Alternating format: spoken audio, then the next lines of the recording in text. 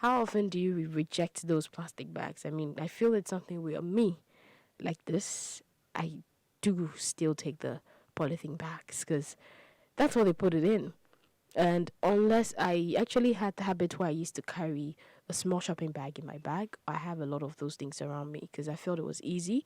So then I used to do that. But first, I used to always take the polythene bags every time. And at one day, accumulate in my room or in my bag, and I realized that, oh, this is not helping anybody.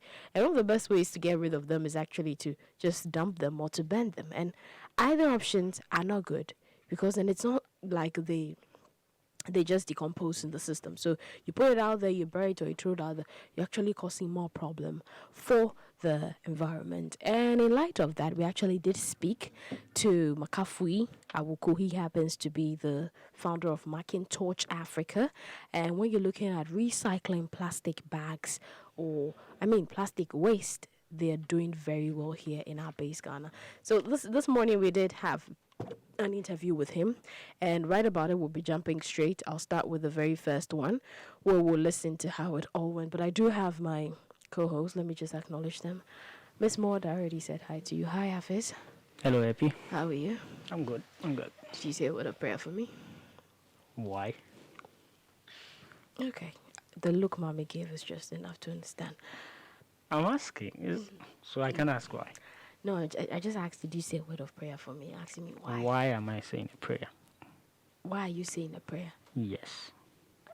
You say to wish me well or to pray that I'm fine or something. You. Okay.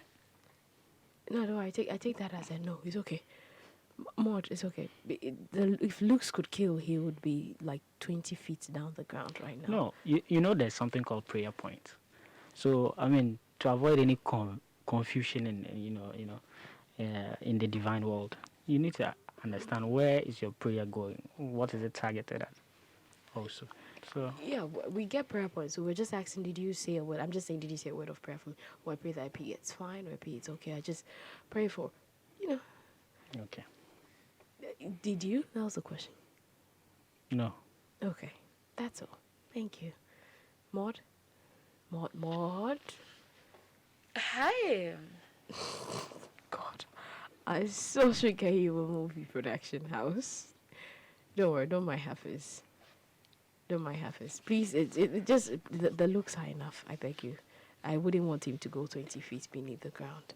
Please. Okay, so I stated that earlier we had an interview with Makafui Awuku, the founder of Mckingtorch, and we're going to go directly and listening to it. First, I want to find out, how did you get into this business? I mean, what was your motivation for going into this aspect of the industry? So a couple of years ago, I became frustrated about the plastic pollution issue in the country.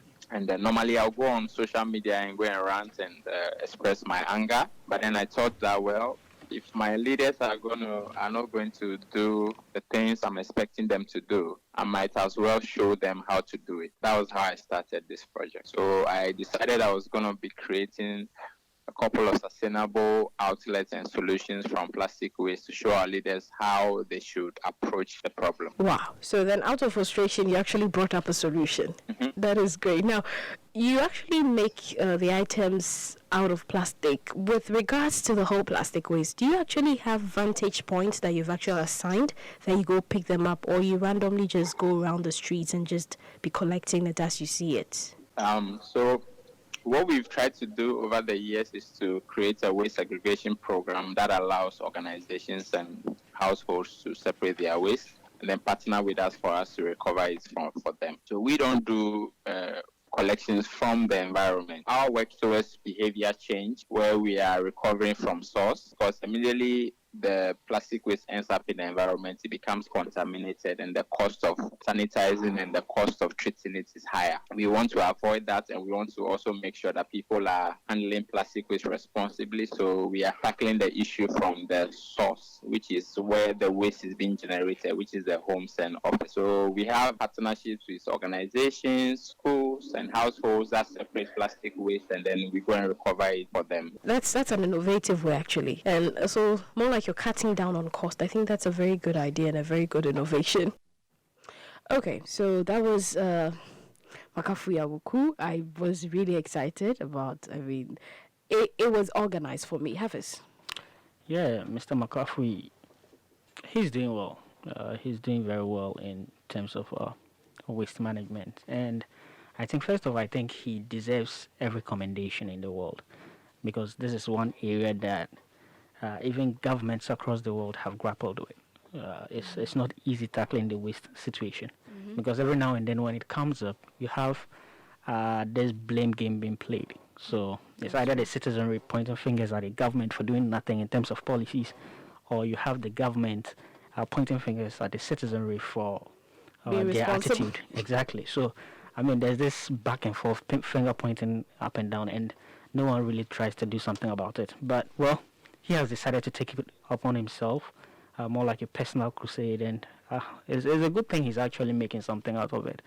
Not just cleaning the environment, but also, making some good money out of it. And he deserves all the flowers in the world, they say, because it's not easy. Because every now and then when it comes up, you have conversations surrounding either an outright ban, or you have conversations surrounding taxing, manufacturers and industry players, and also, or sometimes even some form of agreement that eventually yields no results. So, for a gentleman to pick it up on himself and do this in his own little, in his own small corner somewhere, I think he deserves all the commendation.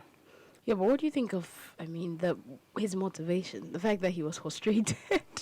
Absolutely. Well, necessity is the mother of invention, they say. So, something just, they usually would tell you that you should find something you are passionate about. And this thing, what I'm passionate about, there are times when, you could look out for things that frustrate you, that is.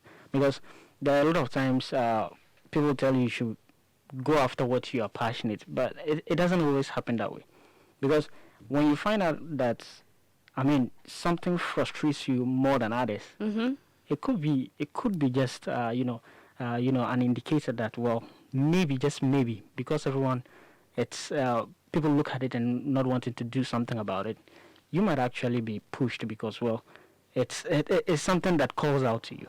That's Anyway, yes. So it's one of the ways people identify. Well, if I'm trying to sound biblical, they're calling. So anyway, so maybe out of a frustration, he found his calling. Anyway, so it's a good thing anyway, because at least at the end of the day, we all get to benefit from that. Yeah. Mort? Hi. Yeah, the frustration bit, I feel like a lot of inventions that have been made out of the frustrations of people. They tried to do something with something that was already existing and it didn't work or something like that. So him being frustrated is a good thing because he was frustrated and then he did something about the situation. We're always talking about there's floods, the country is dirty, and then we're calling on the government. But if the government isn't doing anything about it, us in our own little ways can do something about it. He has started. Every one of us can do something. Maybe you cannot come up with an idea to create something else out of plastic, but you can do one thing or the other to rid the environment of plastic. I personally, when I go to buy, let's say there's this shop around my house. As soon as I come out to I just have to walk like a few meters, like 1 meter, and then I get the thing. And every time you buy from there, they want to give you a black polythene bag. I don't take it, irrespective of whatever it is I went to buy. I never take a polythene bag. Even if you go to buy the smallest of things, they want to put it in a polythene bag for you.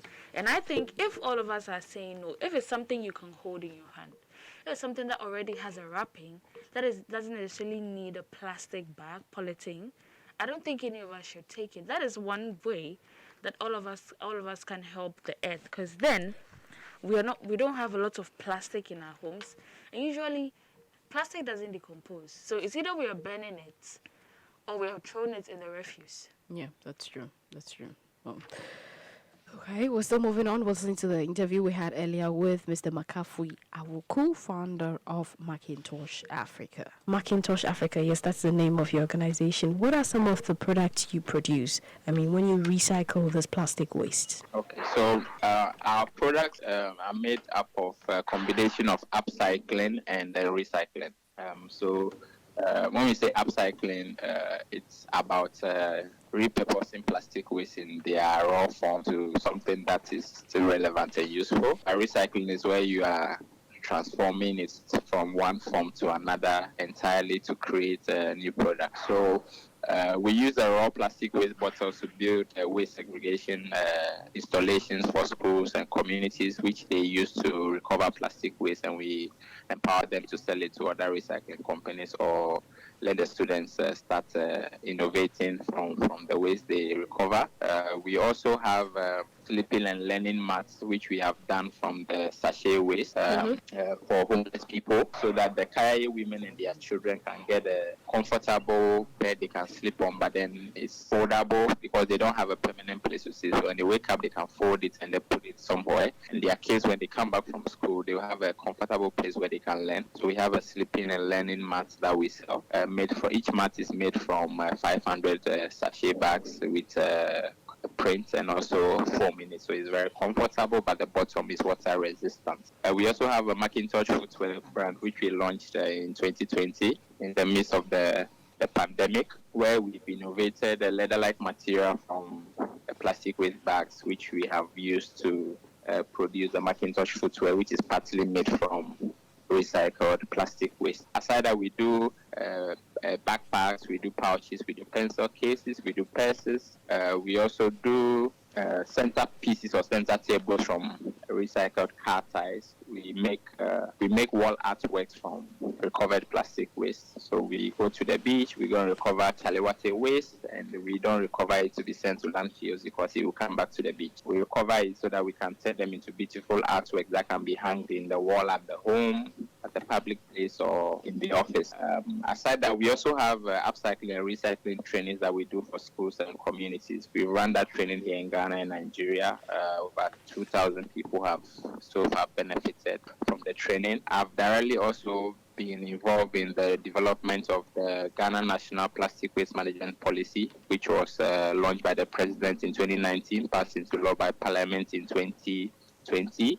And aside that, we also partner with local government authorities when it comes to public place bin installations. So along the Osudankwa roundabout and Nkrumah Circle, there are some blue bins along the stretch. That project was implemented by Mckingtorch Africa on behalf of Rotary Ghana in partnership with the Accra Metropolitan Assembly. So these are some of the things we do. And then we also have academic and institutional research partnerships. We have a partnership with the University of Michigan in the US.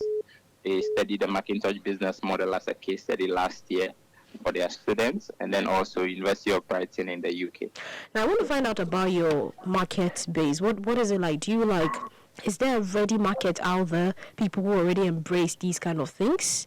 So recycled products, the challenge over the years has been the ability to create things that have commercial value, economic value, and durable enough for people to buy. And that's one of the key things we've been trying to do, where we are producing things that are durable, that will last, that are relevant. And we have to put in a lot of effort to tell people about the story, about the benefits of these things. And yes, the things we do are not on their own, more like they are not on their own in a particular group, but then we are doing them to cut across industries, or we are doing them to provide the relevant solutions to problems in a lot of areas. So, for instance, the footwear has a huge market. The footwear market is a big market, and what we are doing from plastic, because they are beautiful, they are durable, and they are colorful. People love them, and people have embraced them.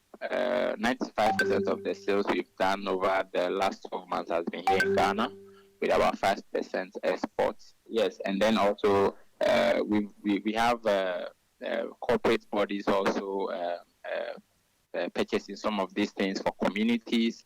So there's a market for these things. If you're able to develop the product, it's durable enough, it meets a need, yes, there's a market. Okay, what is your customer base like? Are you being patronized mainly by locals, or you have more of the foreigners actually patronizing your products? For us, we want to find success in the local market first, so we are focusing on the local market. Also because we are a startup, we are now developing our capacity to meet demand. So our main market is the local market, but we still do some few businesses with the international market. But because we don't have the capacity to meet the bigger needs yet, we are not focusing too much on that. Wow. Okay. I think it's good to actually want to get the locals really involved, because I mean it's like made by us for us, and that's Yes. a great way to look at it. That's the whole idea, because over the years the challenge has been that the whole environmental cleanliness and dealing with the plastic pollution problem has been championed by foreigners. We have people come from outside Ghana to go and do beach cleanups, while the locals are sitting looking and staring at them. And when we create these things, we have the people from outside Ghana being interested in buying it, and even buying it at better prices, but the locals are not interested that much. So we wanted to change that, because I don't believe that the people who come from outside Ghana can solve the plastic pollution problem for us. It's our problem. Whatever solutions we are creating from the waste is a solution we ourselves have to embrace if the problem is going to go away. Okay, thank you very much. I mean, in Ghana, and I am listening to Africa Global Radio. That is the place where they tell our story, our growth, and our future. Of course, we have a bright future, man. Africa has a bright future. And you listen to Africa Global Radio. Madalla, bye-bye. So, Alaji Bari says Africa has a bright future. So, I mean, in light of our bright future, we have to start by solving our waste problems. And yes, Mckingtorch has actually mentioned. Have you seen the mat? No, not actually. Made out of 500 plastic. Really? Yeah, it's actually going to be on the screen. It's made out of 500 plastic waste, and then there's foam in it, and then also the back is waterproof. Wow, interesting. Well, he's talked about the products. They try to, churn out of these plastic waste that we have around. But then, interesting for me is the fact that he keeps mentioning durability, and I think it's very important. Yeah. Because you see, he's not just turning out products just for the sake of it, okay? Because, I mean, when you spend your money on something, you need to have or be given value for money. Yeah. And that is where I think durability comes in. Because, yes, at what point are you going to keep spending your money on something that is not durable just for the sake of it, just for the fact that, well, out of some obligation to want to protect the environment? Some people will need more than just that, because if he's going to spend his money, he feels, well, the money... see value back. Yeah. Exactly. It should give him value. And I'm glad that he's not just, bringing out stuff just because, it's made out of plastic, so buy it. No. The selling point is actually the fact that, well, is as good as anything you would find on the market. And I think that's commendable. I mean, because he also talks about how, some of the waste, if not collected, would find its way into the seas. Yeah. Yes, and I must say, I mean, 80% of the litter in the marine is plastic, of marine litter that is plastic. So I think he's doing a yeoman's job, if you ask me. In every aspect of it. He's definitely going on about this crusade in a very good way. And, well, the downside to the whole thing, when he talks about, the commercial aspect of it, where there's a bit of a challenge there. And hopefully he would get the needed help to be able to upscale anyway. We really hope so. When he actually, you made the point, the landfill thing he mentioned, that they don't take it to the landfill. When you get to Bombari and you're going towards Bo inside, there's this big landfill site. Now they're actually covering it up. But there are certain days when you go and they are burning the things, you need to put on your highlights. The road literally you can't see through. And there are days they are not burning. When the wind blows, it blows the rubbish, everything back onto the streets. And then we have slums, the neighborhoods, people are leaving the whole town is covered in bola. The bola they are brought from town to come and dump there is now covering the whole town. Wow. So it makes sense when he actually says that these waste actually find themselves back in the ocean, because we collect it and then it's not going anywhere. When we go and leave it, we don't do anything about it, and then the wind breaks it back into the system. Well, even talking about collecting waste, I think one of the moments that really, really saddened me was watching us sit down and have, a NGOs or foreigners basically come to do some sort of form of cleanup Cleanups, exercise. yes. Most of at our them organize beaches. it on the beaches. Yes, it was a sad thing to observe. I mean, watching the indigents sit by and only for foreigners to come and do this. I mean, it said a lot about, our behavior anyway, and it just didn't paint a good picture for me. Yeah, but I'm also thinking on the side that what if probably they actually don't understand the long-term effects of these things? Probably to that person. What you need to understand to keep your environment clean? No, I'm just saying probably to that person. Just think it was just lying here. Maybe we'll pick it up. I threw it away. No, Still comes back. So let me just leave it. It was a deliberate exercise by an NGO to actually do that Clean, cleanup exercise. but you see, for the indigents that are mostly find themselves around these places, how much education is actually given to them so they know the effects of their actions actually doesn't affect their immediate environment goes a long way. What do you mean? That's the thing. I mean, What I mean is, how do you tell somebody who smokes fish, hasn't gone to school, catch a rubber from here? I mean, in God, don't put the rubber here. Pour it here. you need to go to school to know to observe No, basic hygiene. that you don't get it. Environment Well, you do realize that the cleaning and all that, all the things we do have an effect on the climate and our system, right? Go on. And if these people don't understand the long-term effect, they don't see the need in it. To them, oh, maybe I don't want to clean it. It's my town, it's my neighborhood, it's my small place. I wouldn't want to clean it. I'm the one who suffers the see, consequences. the They thing may is- think that No. the only problem with the lack of cleanliness is maybe they will fall sick or it will look crowded. Happy. The three major religions in Ghana were what? The Islam, Christianity, and what? The traditional. And these religions are even founded on certain values. Okay, so you don't even need formal education to be able to tell you. Now, there's one running theme with these religions. They'll tell you what cleanliness is next to what. Godliness. And what of those that It's- don't it's- want, and it's- what, it's a what basic happens principle. to yeah, but That's what what I say. happens to those who don't want to be godly? The reason I'm saying it's you understanding the impact determines the importance you place on it. These people that actually come and organize these cleanups know the impacts that all this waste being put into the sea is having Epi. on the environment. Epi. So aside, you're talking about they don't know about the long term. So then they wouldn't think, I mean, if I don't clean it, it's harming the environment. Short term is, if you don't clean your environment, you're getting sick. And somebody tells you they don't mind. It's like you get up. Tells you People will mind. tell you they don't mind. Bring it home. It's like get up and lay your bed. If someone says it's my bed, I lie in it if it's But messed up or laying not. bed is different Friend. from dirtying the Cleanliness environment. starts from somewhere.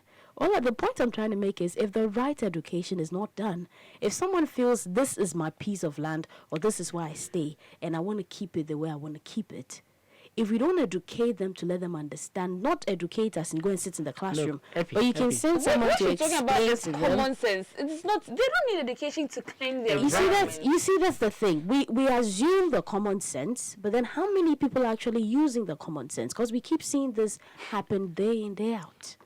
Okay, what exactly are you arguing about? I'm not arguing. I'm making a point, and you guys don't seem to get my point. I mean, if she's talking about we educating the layman on the long-term effects of dirtying the environment, I agree with you. But saying a person will not clean the environment just because they don't know this will harm the environment in the long run, Are you guys telling me you haven't seen places that people keep a mess? No, let's I'm not just. saying that Have they you keep the mess. have you seen a neighborhood that someone chooses to keep a mess? It happens. But Why? you cannot tell me that a person doesn't know No. that this mess will harm me, will make me fall Yes, sick. so no, they know. I know this will make me sick. I still want to keep it, or I still want to do it. Have you what seen people about- like that? So you said they know. So then the education doesn't come in. It is just a lack of common sense. Yeah, but there. how many of them know? That's keeping the environment dirty will make me fall sick. And right now, Guys, keeping we're not the gonna keeping the progress. environment It's okay, clean it's okay, it's or okay. keeping it safe. Don't All worry. I'm trying to say is the fact that if we don't do the education in the right way, in the right medium, we might sit and assume everybody should have common sense, which in actual sense is sense that should be common to everybody. But how many people actually use it? We may know this, and this is what happens, and that's what, but then they're actually not doing it. Why? I think we should also look into it. I mean, it's not about go and sit in the classroom and learn.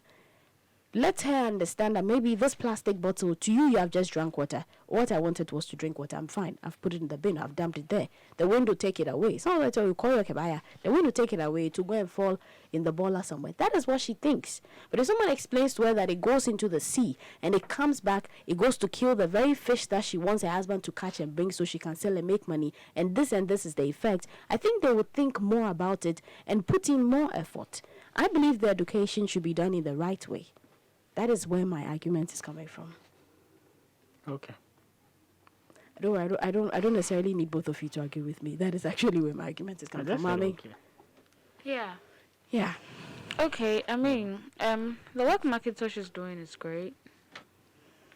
And I just want to say, is there more to listen to okay, I think we should do that before I come in with whatever it is I want to say. Well, this is the final part. It was brought about by the president. Now, you're working with them? No, so I'm on a platform. I'm on a platform called Waste Recovery Platform, created by the UNDP, because I work in the sector. Okay. So it was this platform that created opportunity for those of us who are innovators and entrepreneurs in the space to participate in the development or contribute to the policy. Okay. Okay, so that is actually what enabled you guys, but not that they actually are like investing in it or making a big deal to make it a case.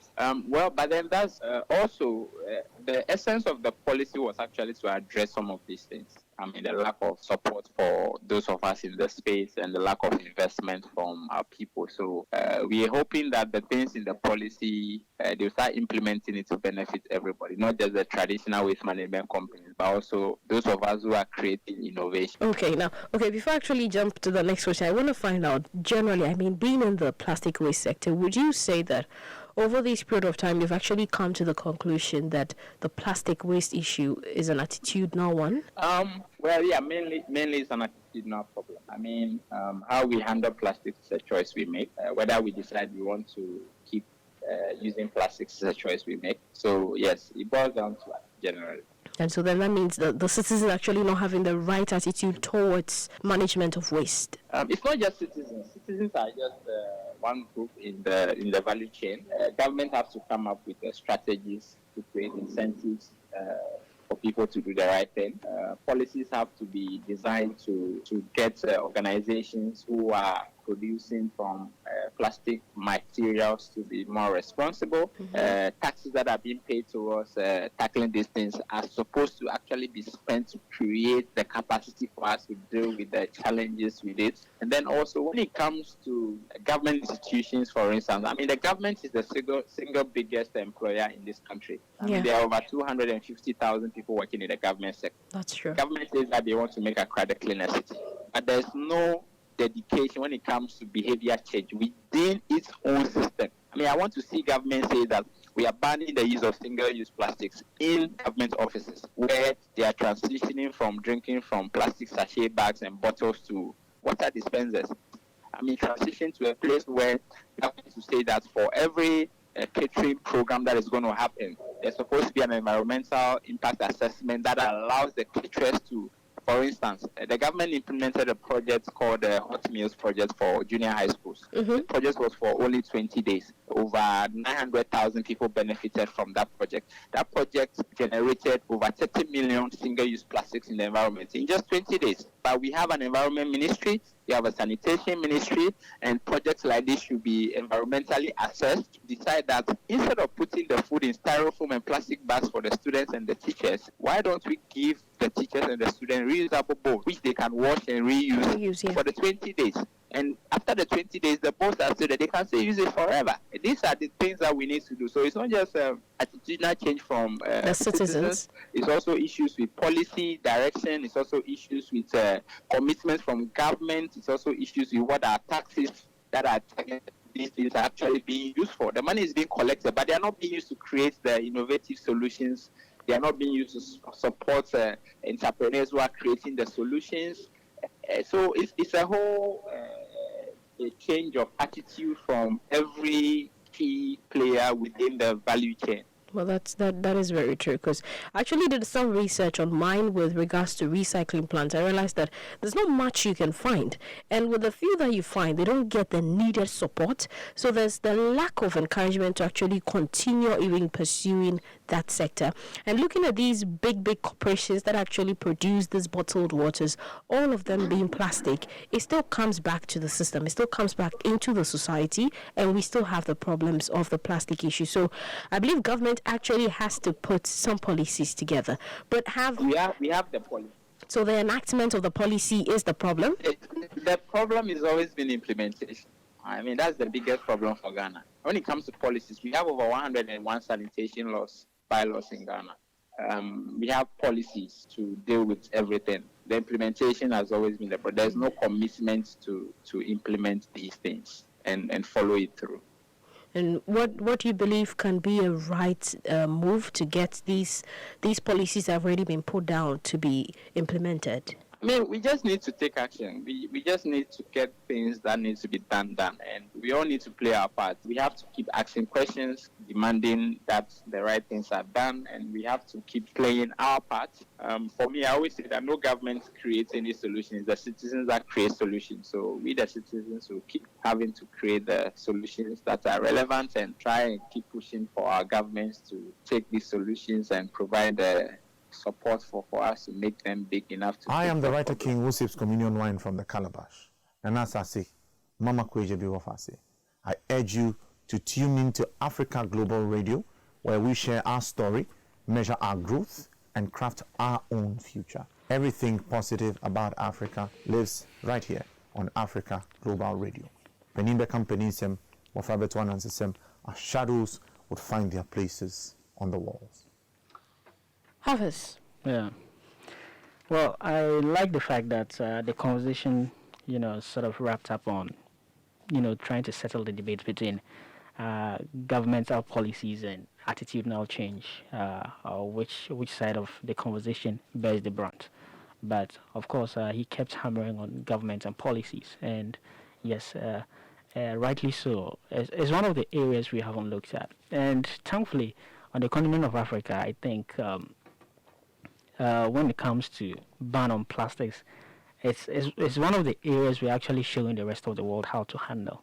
Yes, we seem to be doing quite well in showing the rest of the world what to do, giving the numbers. We are talking about some 34 African countries that are actually leading the onslaught against the ban on plastics, and 31 of these countries are in sub-Saharan Africa. So, and of course, I think we took the cue from Bangladesh in 2002, where they were the first nation to ban plastics in the world, and so the rest of the world just simply quite followed, or should I say, took a leaf from their book. The rest, talking South Africa, Rwanda, Australia, China, and Italy, and all that. So, yes, it's one of the few areas that we've actually, had right. I mean, if you take the case of Rwanda, there's a reason that the capital city, Kigali, was adjudged the cleanest city in Africa, thanks to the ban on plastics in 2008. If you take Tanzania, on the other hand, Tanzania is even looking to do it in phases. The first phase was in 2017, and I think the phase 2 and phase 1 was actually targeted at the manufacturing and the distribution sector. In the second phase of it, I think they targeted tourists. So what it meant was that if you're coming into Tanzania and you're carrying plastic bags, you're going to have to leave it at some designated point at the airport. So we are getting there. In Kenya, let me not forget, I mean, in Kenya, they have even the more punitive measures against plastic, carrying and manufacturing plastic bags, because in Kenya, you are looking at a fine of around $38,000 US, and if you're unable to do that, then you are looking at a 4-year imprisonment. So I think it's one of the areas that I think Africa is actually leading the way. Ghana, well, I'm afraid is still playing catch up. So hopefully we'll get there, but thankfully with everything we are seeing in our city these days, we seem to be doing something about it. I mean, it has affected our tourism potential in this case, because we've seen, yes, we pray for the rains, and each time they come around, and then we are crying floods every now and then. So hopefully it's something that we'll do something about, and maybe learn from our fellow African countries anyway. Maud. Okay, so closing remarks. Like I said earlier, I think the work that Mckingtorch is doing is commendable. And the part that I like is how they're also offering training in upcycling and recycling to other people so that they also can take up this course of transferring plastic and transferring plastic into reusable goods and cleaning the environment. And I would also like to say that I think education should be given. If any education should be given, it shouldn't be given in keep your environment clean, because you don't know the long-term goal. I think it should be given on separating the waste that we make. Waste disposal. Yes, because you talked about this landfill that if it's not being burnt, then it is. 40% of waste actually is burnt, so which also causes its own problems. Yeah, so she talked about if they are not burning it, then it means it is redesigning the community. It's like it is giving a new look to the community. And I feel like since there are initiatives, since there are little companies coming up who are richer, who are recycling and upcycling plastic, if we are taught to separate our waste, then once plastic waste is picked up, it just is transferred to these people. Because, I mean, you come to our homes and then we put everything together. And these